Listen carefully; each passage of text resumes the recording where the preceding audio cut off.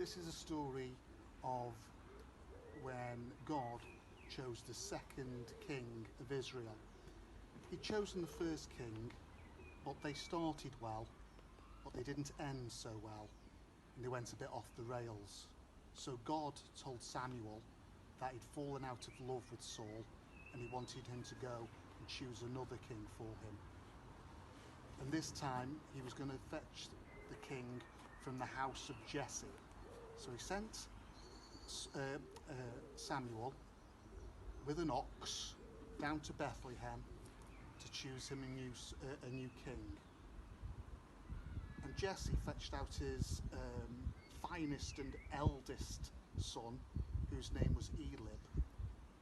But when he brought him out, God told Samuel, "No, I do not choose by how men see people. I choose how I see people."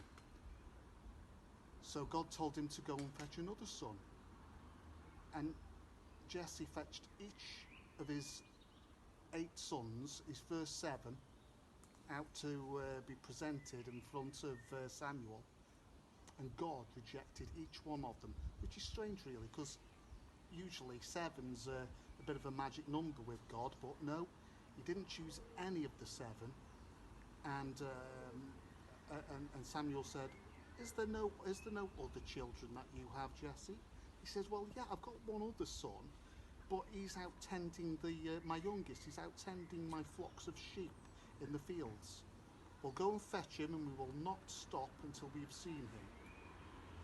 So Jesse sends for his youngest son, and his youngest son turns up, and his name's David. And he's a ruddy-faced child, handsome. And God says, that's the one. And instantly Samuel knew it was him, and he anointed him with oil, with holy oil, and the Holy Spirit came upon him, and he was to become the new king. And that's how the new King David was chosen. So although God doesn't choose by human appearances, he was a handsome lad, so there was something about his looks that appealed to God.